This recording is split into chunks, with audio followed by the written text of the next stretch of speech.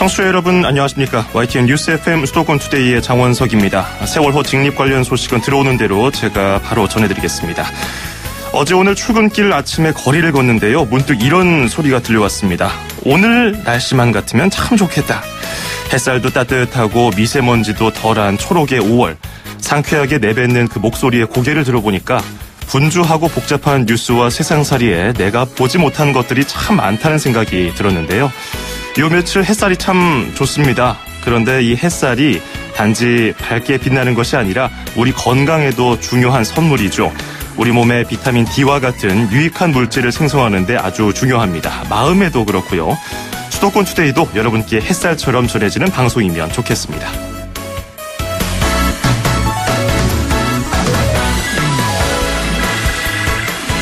오늘 수도권 투데이가 선정한 이슈는 2020년 대입입니다. 올해는 2019학년도 수능이 있는 해인데 벌써부터 고2 학생들 심란하게 2020년 얘기인가 하실 텐데요. 한국대학교육협의회 대학입학전형위원회가 2020학년도 대입 시행계획 주요 사항을 발표했습니다. 주목할 점이 있어서 오늘 주제로 가져와 봤습니다. 10명 중에 8명 정도를 수시 모집으로 뽑는다는 내용이 가장 눈에 띄는 점인데요. 잠시 뒤 일부 투데이 포커스에서는 입시전략연구소의 김용근 소장 연결해서 관련 이야기 나눠보고요. 2부에서는 여행 전문기자 이현주 기자에게 여행할 곳을 추천받아보겠습니다. 이어서 서울 양천소방서 이혜지 방장 연결해서 봄나물을 먹을 때 주의할 점을 들어보겠습니다. 오늘도 전국적으로 맑은 날씨를 보이겠습니다. 다만 일교차가 크기 때문에 건강에 유의하셔야겠는데요. 미세먼지는 보통에서 좋음 수준이 예상되지만 오전과 밤 한때 중서부와 영남 지방은 농도가 다소 높아질 수 있겠습니다. 오늘 낮 기온은 서울 22도, 강릉, 광주, 대구가 23도까지 오를 것으로 보입니다. 햇살을 뜻하는 선샤인이라는 단어가 들어간 노래 제목 참 많죠. 이 노래 떠올리시는 분들도 계실 것 같습니다. 넷 킹 콜의 You're My Sunshine 띄워드리면서 2018년 5월 10일 수도권 투데이 시작합니다.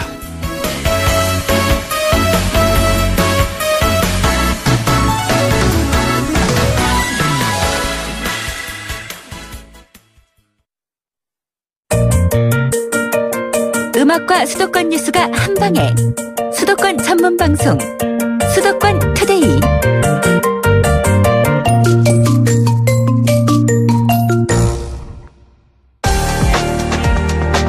투데이 포커스. 한국대학교육협의회 대학입학전형위원회가 이달 초에 2020학년도 대학입학전형 시행계획을 발표했습니다. 대학 입학시험에서 내신이 차지하는 비중이 높아진 것이 가장 눈에 띄었는데요. 이 말은 즉 수시 모집을 늘리겠다는 얘기입니다. 학생들이 일반고로 몰리고 있다고 합니다. 내신 성적을 잘 받을 수 있는 고등학교로 학생들이 이동하고 있다는 얘기도 있고요. 특히 학생 수가 적은 학교에서 학생 수가 많은 학교로 학생들이 전학을 가는 쏠림 현상도 두드러지게 나타나고 있다고 합니다. 급변하는 입시 정책에 학생과 학부모들 역시 갈팡질팡하고 있는데요. 고교 입시 전략, 대입 입시 전략 어떻게 세워야 하는지 또 어떻게 준비해야 하는지 자세하게 알아보겠습니다. 입시전략연구소의 김용근 소장 연결해서 이야기 나눠보겠습니다. 김 소장님 안녕하세요.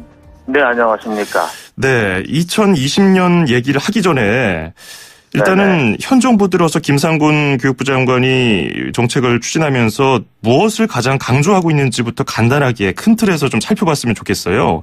이게 장관 취임 전과 후에 뉘앙스가 좀 달라진 것도 있고요. 어쨌든 네네. 간에 지난달 초였는데요. 김상곤 교육부 장관이 2022년 대입 개편에 대해서 열린 안을 마련하겠다고 얘기를 하고서 국민의 뜻을 반영하겠다 이런 얘기를 했는데 핵심이 뭐라고 보십니까?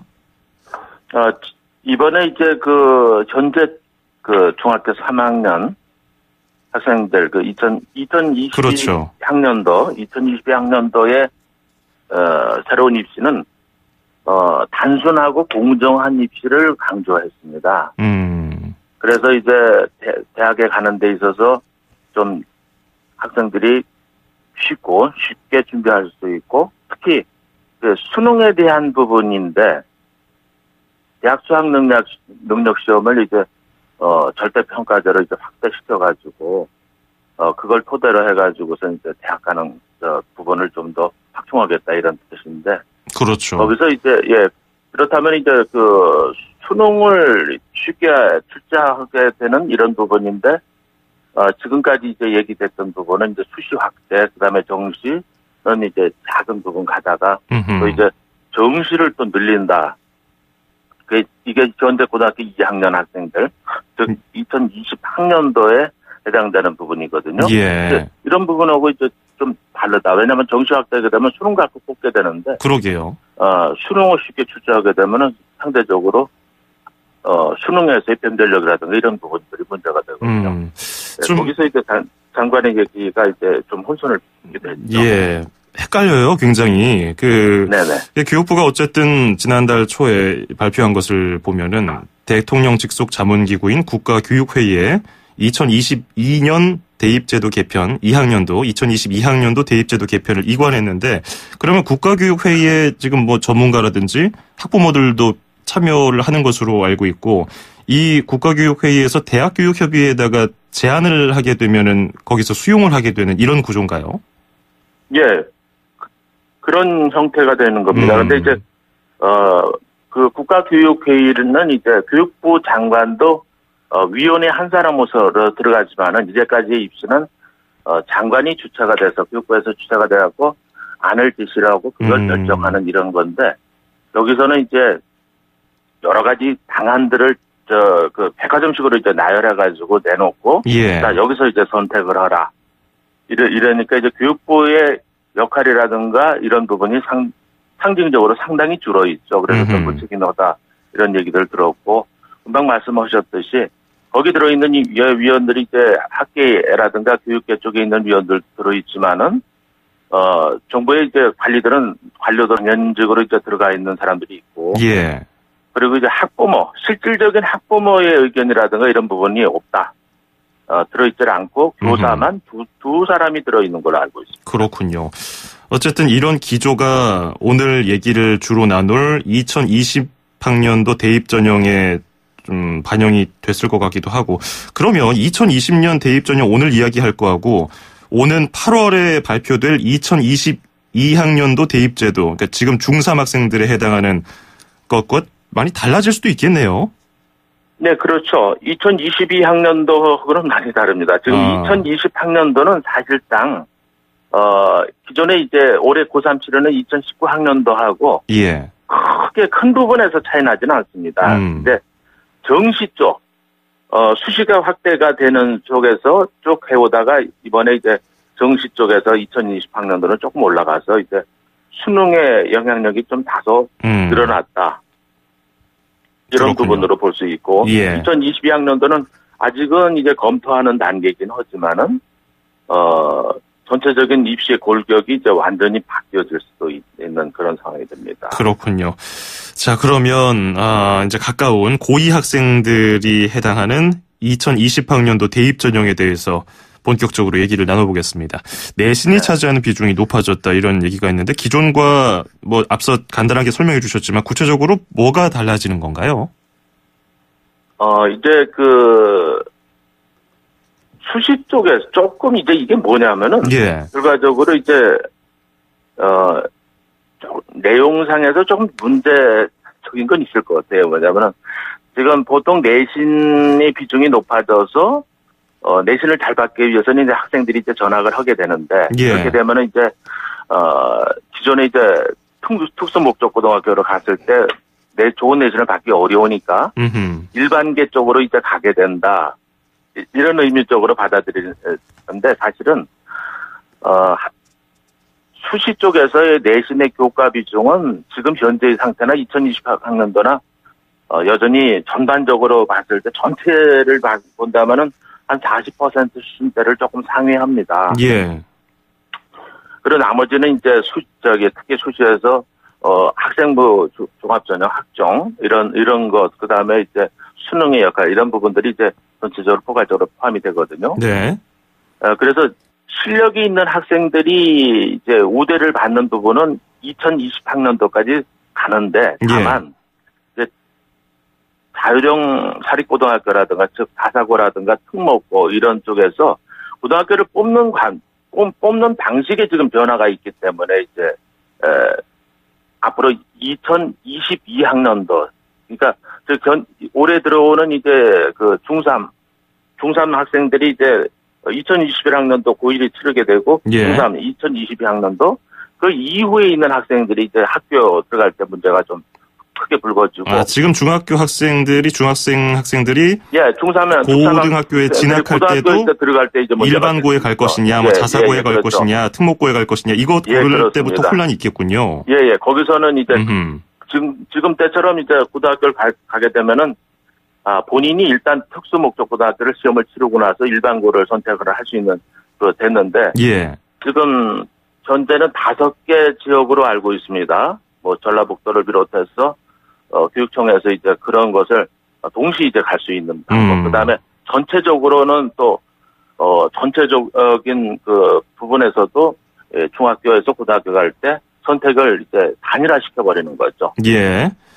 자, 지금 그런데 이제 문제가 되고, 2020학년도, 즉, 고등학교 2학년 같은 경우는, 이제, 내신의 비중이 조금 커지긴 하지만은, 그 학생들이 일반계 고등학교로 가기 위해서 뭐 전학을 불사한다 것까지는 조금, 그러면, 그렇게까지는 심하지 않다, 이렇게 보시면. 당장 여기 2020학년도 대입 전형에 적용을 받는 학생들이 뭐 전학을 간다든지 이런 것들보다는 중학생들이 중학교 학생들이 그런 움직임을 조짐을 보이는군요. 예, 그렇죠. 자, 지금 2020학년도 대입 전형과 관련해서 입시전략연구소 김용근 소장과 이야기를 나누고 있는데요. 이제 가장 눈에 띄는 것은 방금 말씀해 주신 것처럼 수시 모집이 한 77.3%로 뽑는다고 그래요. 이게 역대 최대 규모라고 하던데 내신 비중이 높아지니까 학교에서 성적을 잘 받아야 대학에 잘 간다. 이런 게 단순하게 성립되는 거 아니겠습니까? 예.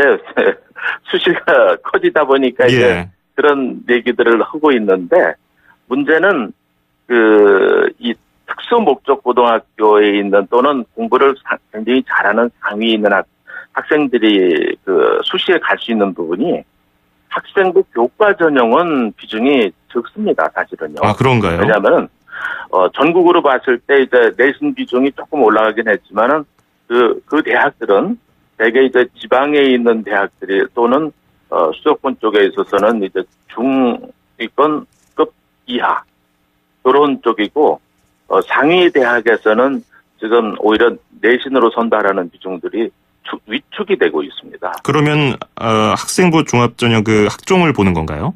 네, 학종 위주로 보는 것이 이미 작년도에 연세대학교 같은 경우도 이제 학생부 교과 전형 자체를 아예 없애버렸고, 그것을 이제 학종으로 바꿨고, 또 서울대학 같은 경우는 이전부터 이제 내신으로 뽑는 전형 자체가 수시에서는 없습니다.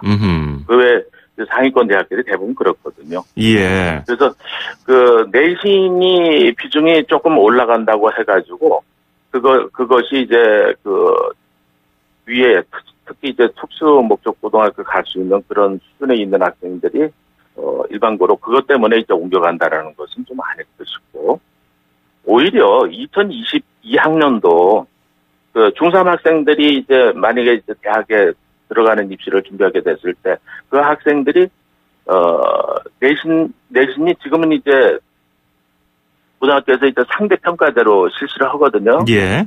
등급이 나눠져 가지고 그래서 역할이 있는데 이것을 이제 절대 평가제로 만약에 바꿔버리게 되면은 특수 목적 고등학교를 가는 학생들이 내신이 오히려 더 유리해질 수가 있습니다. 예. 2020학년도는 그때는 또 지금 같은 변화에서 또 반대적인 변화가 생길 수도 있죠. 예. 뭐 다소 헷갈리게 들리실 수 있을 것 같아요. 2022학년도 얘기 나왔다가 2020년 그렇죠. 얘기 나오고 뭐 내신 수능 계속 달라지고 하는데 어쨌든 중심을 잡고서 교육 그 현장에서는 학생들을 지도해야 되지 않겠습니까? 네네, 그런 그렇죠. 과정에서 교육청에서도 컨트롤 타워 역할을 충분히 해야 되는데 지금 학령 인구는 계속해서 감소를 하고 있고요. 뭐 중학교 학생들을 중심으로 고등학교에 입학할 때 어느 쪽으로 갈 것인지 만약에 쏠림 현상이 현실화한다면은 고등학교조차도 문을 닫는 경우가 발생하지 않을까 이런 우려도 있는데 이게 인원을 제대로 배분하면서 학교 운영이 가능할까요? 교육부에서는 뭐 그렇게 하겠다고 얘기를 하고 있는데 교육청하고요. 사실상 학교에서 고등학교들에서 이 학령 인구 감소에 따라 가지고 학생 수가 줄어드는 현상은 예전부터 많이들 우려들을 하고 있습니다. 예. 특히 여건이 좀 공부할 수 있는 여건이 좀 적은 이제 지방에 있는 쪽, 그리고 학령 인구의 그 변화가 심한 그런 지방 학교들은 예전부터 늘 어렵다는 얘기들을 많이 하고 있고요. 그리고 또 학령 인구가 줄어드는 것도 있지만은 우리나라의 이제 교육 정책이 이렇게 학년마다 다르고 또 연도마다 이제 들쭉날쭉 크다 보니까 거기에 이제 대응하기 위해서 학교에서 적극적으로 나서기가 좀 어려운. 그래서 문을 닫는 고교는 이미 실질적으로 발생이 되고 있고 또 예. 앞으로도 충분히 예상이 될 수 있다고 볼 수 있습니다. 그리고 이미 학급당 인원이 상당히 줄다 보니까 교사들에 대한 배정 부분도 이제 문제가 되는데 공립학교 같은 경우는 이제 줄어드는 인원에 따라서 이 교사들의 적게 배치를 받으면 되는데 특히 사립학교에는 기존에 있는 선생님들을 조정을 하거든요. 예. 조정을 하다 보니까 거기에서 이제 퇴직을 하게 되는 자연퇴직이 아닌 인위적인 퇴직 이런 부분들을 가지고 또 고민하게 됩니다. 예. 이건 뭐 초등학교부터 중학교, 고등학교 12년 교육과정이 전부 다 대학 입학에 초점이 맞춰져 있다 보니까 그로 인해서 뭐 교사 수급 문제, 학생 수 문제, 제도 개편 뭐 여러 가지 굉장히 복잡하게 얽혀 있는데 네네.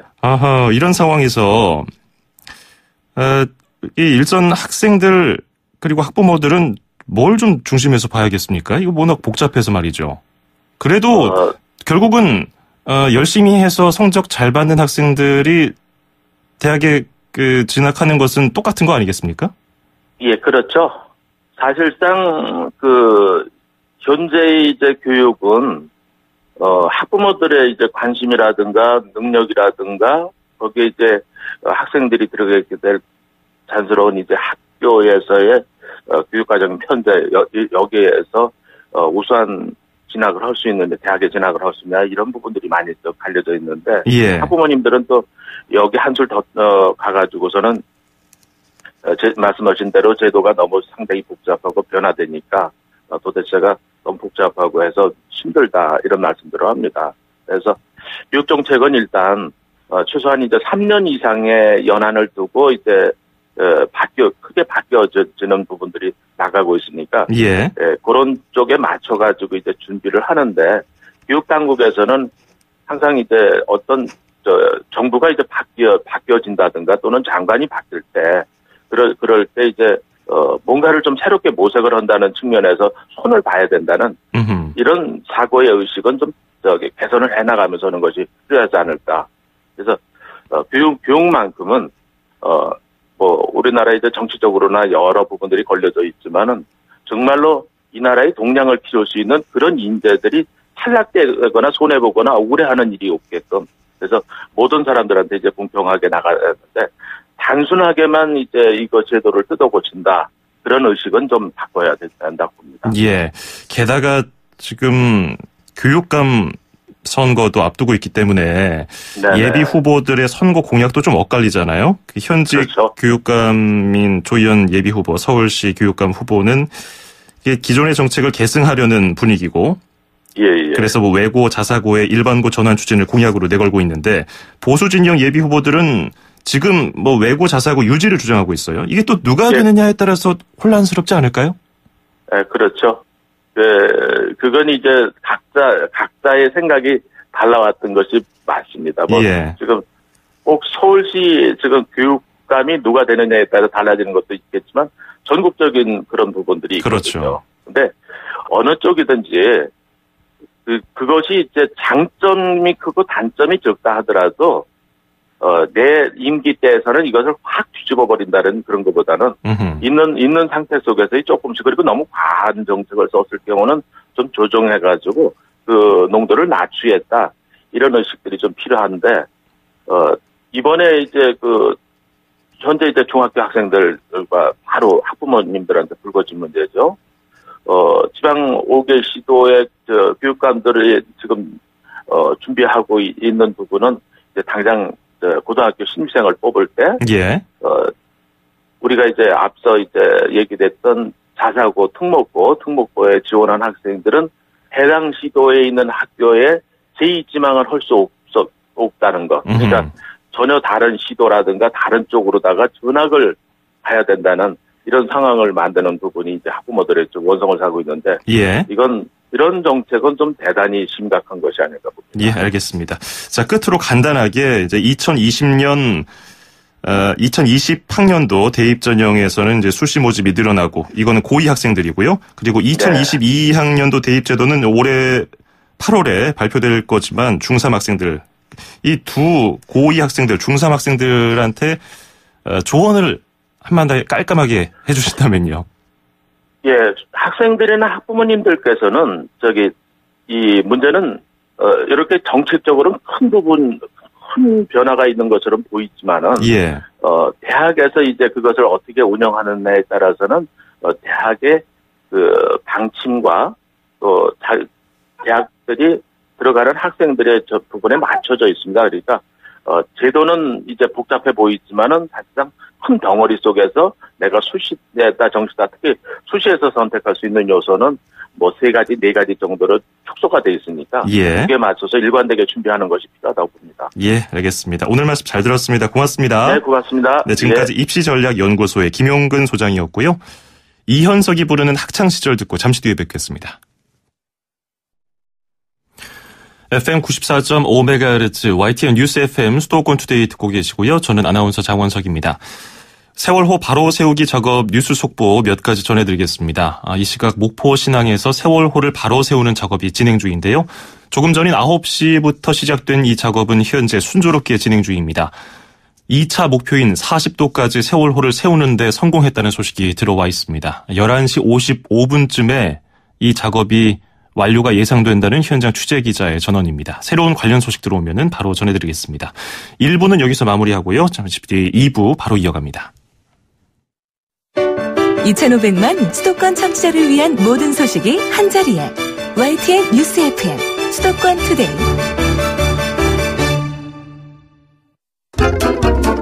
맛있게 여행하고 즐겁게 먹어요.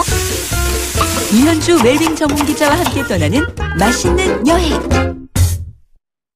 식도락가 여행 전문 기자 맛있는 여행의 이현주 기자와 함께하겠습니다. 안녕하세요. 안녕하세요. 네, 오늘은 어디로 가볼까요? 저는 봄 하면 네. 떠오르는 곳이 있어요. 그리고 그 누가 강요하는 것도 아닌데 봄만 되면 꼭 다녀와야 할 것 같은 땅이 하나 있습니다.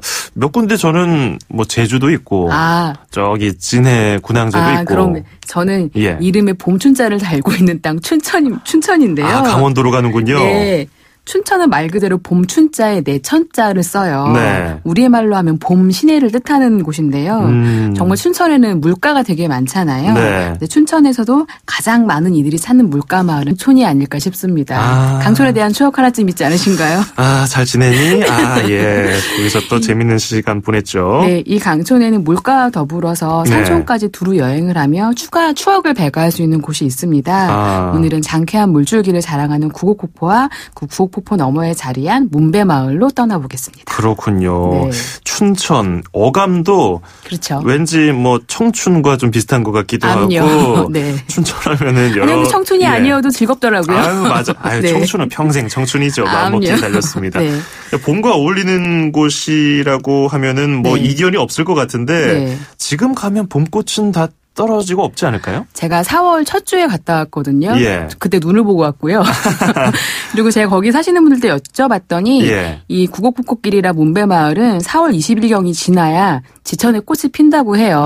오지고 상간이다 보니까 지금 가셔도 꽃 못 보실 걱정은 안 하셔도 되고요. 그리고 무엇보다 지금 이곳이 좋은 건 강원도는 봄이 좀 늦게 오잖아요. 자연이 좀 늦게 깨어나는데 저는 이제 이 구곡폭포랑 문배마을을 걸으면서 땅이 숨쉬는 냄새 있죠. 땅톤이 펄펄펄 품어내는 땅 냄새가 정말 좋더라고요. 그래서 약간 이 봄에 몸도 좀 가볍게 봄 트레킹을 즐기시기에 좋아서 좀 걸어보시라고 추천드리고요. 일단 구곡폭포와 문배마을은 가는 길도 편하네요. ITX를 타시면 정말 금방 갑니다. ITX 거의 또 청춘이라는 기차에 그게 붙어 있잖아요. 그리고 내리셔가지고 이제 강촌역에서 구곡폭포 입구까지 한 30분 정도 걷는데 버스도 있고 심지어 자전거 길도 있어요. 저는 그냥 걸었습니다. 제가 갔던 날은 4월 초였는데 그 구곡폭까지 이어지는 길에 벚꽃나무가 쫙 그 심어져 있더라고요. 네. 저 갔을 때는 안 피어 있었는데 지금은 지지 않았을까 싶지만 그래도 물가 따라서 자전거 길과 그냥 인도길이 이렇게 나란히 이어지거든요. 그 길 따라 걷는 기분도 굉장히 좋아요.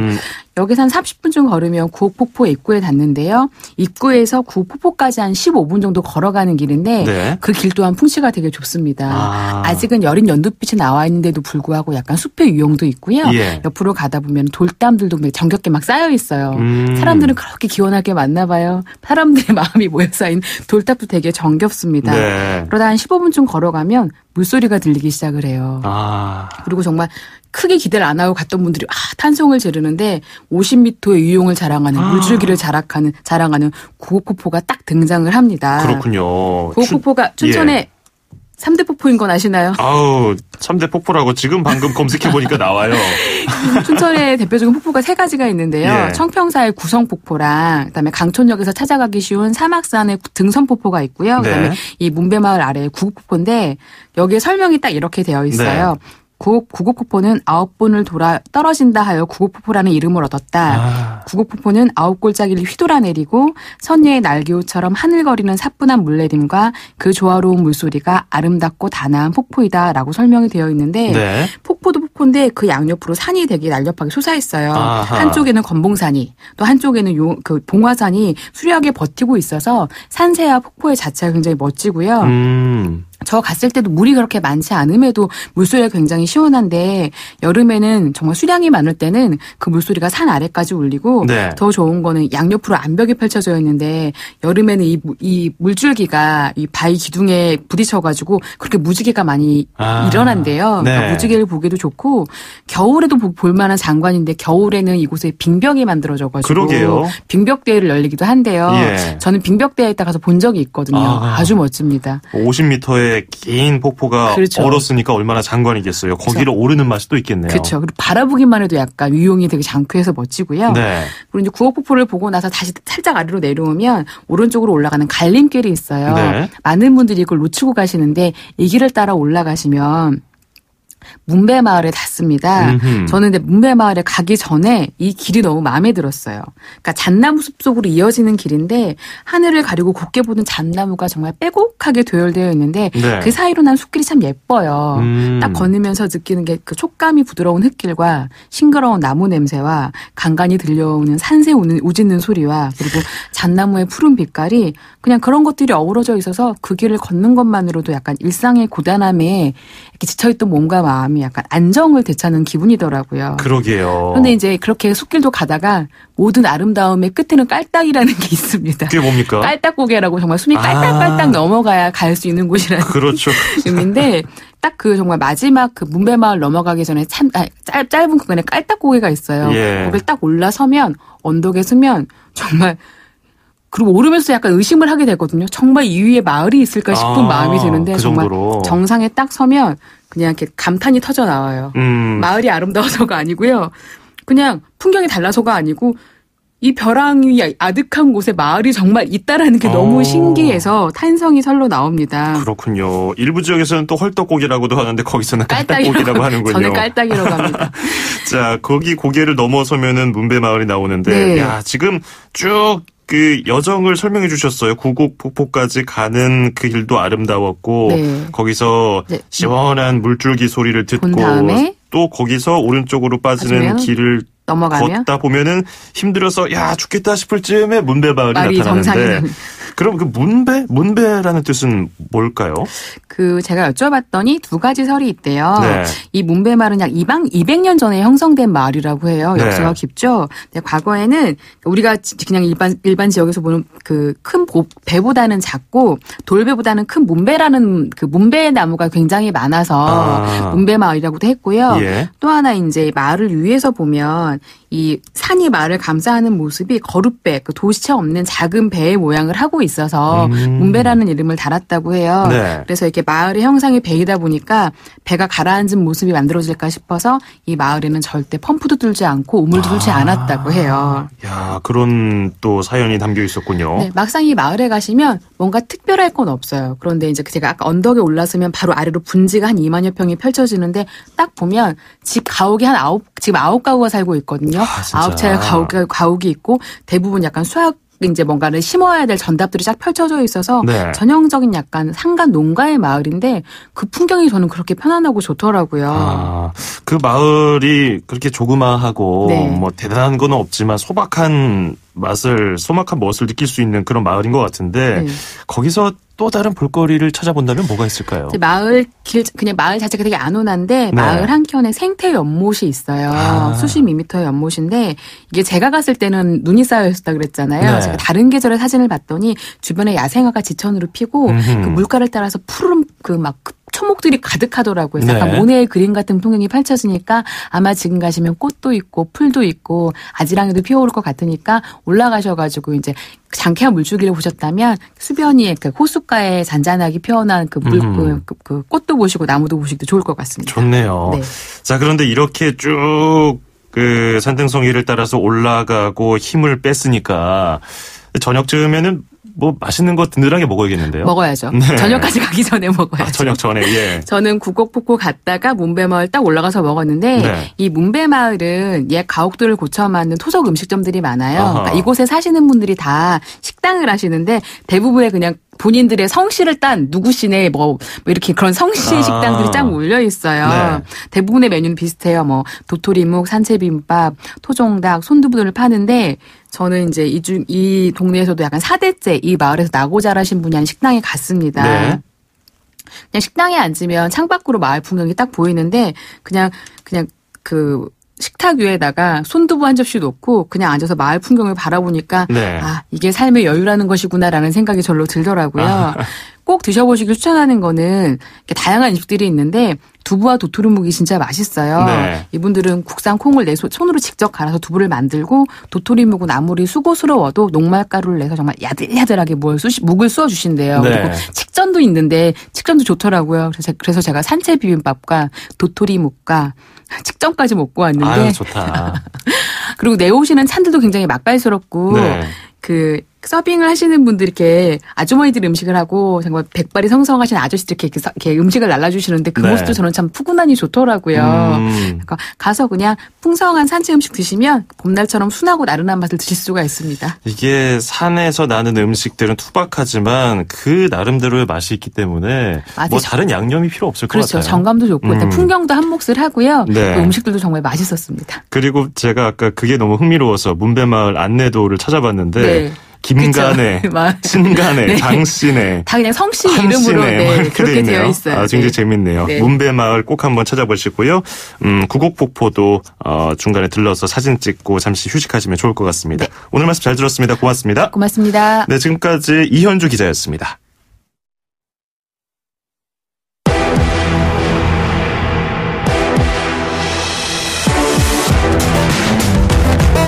투데이 안전 톡톡.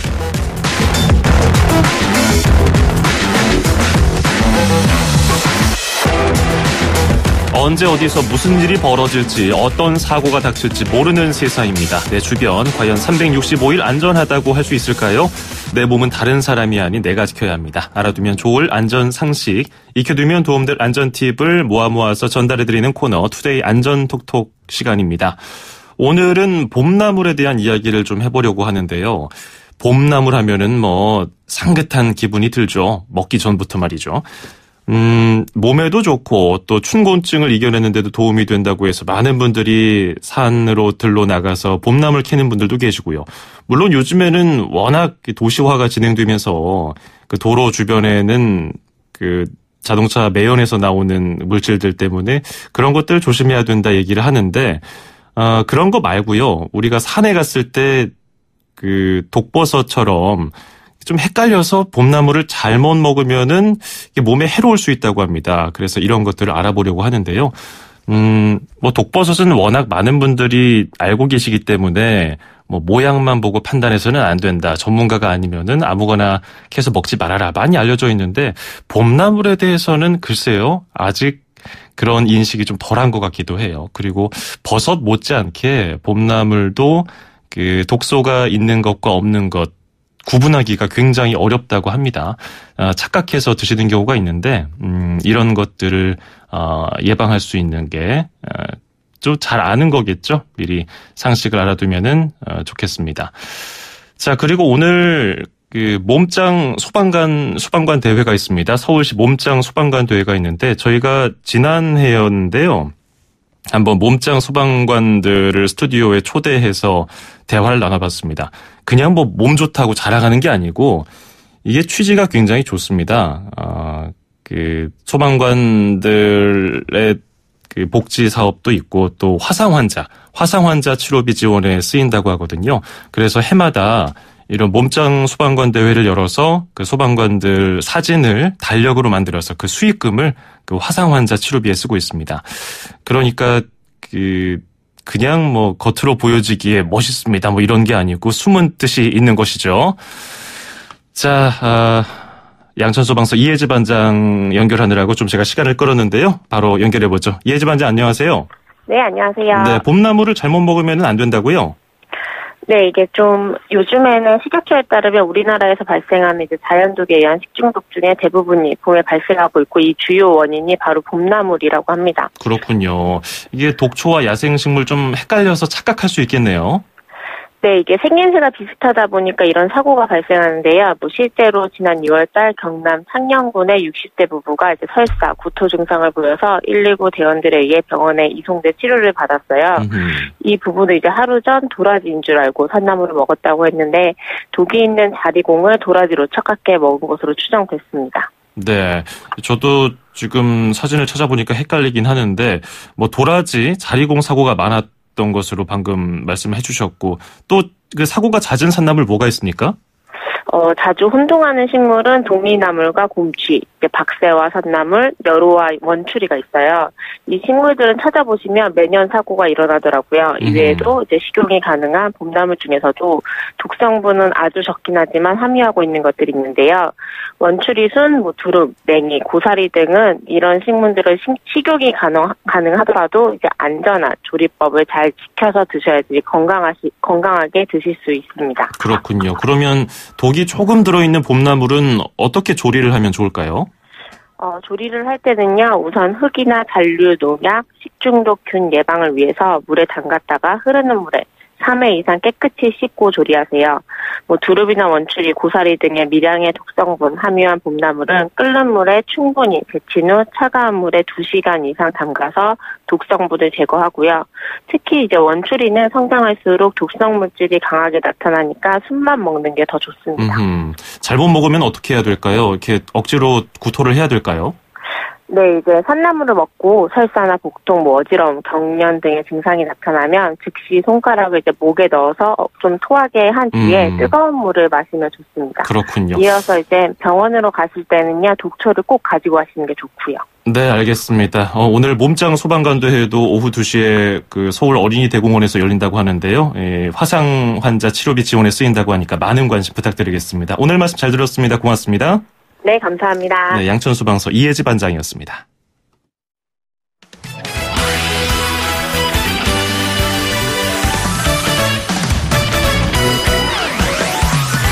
네, 세월호 바로 세우기 관련 소식은 특보로 10시부터 계속 전해드리고요. 저는 내일 아침 9시 10분에 뵙겠습니다. 아나운서 장원석이었습니다. 고맙습니다.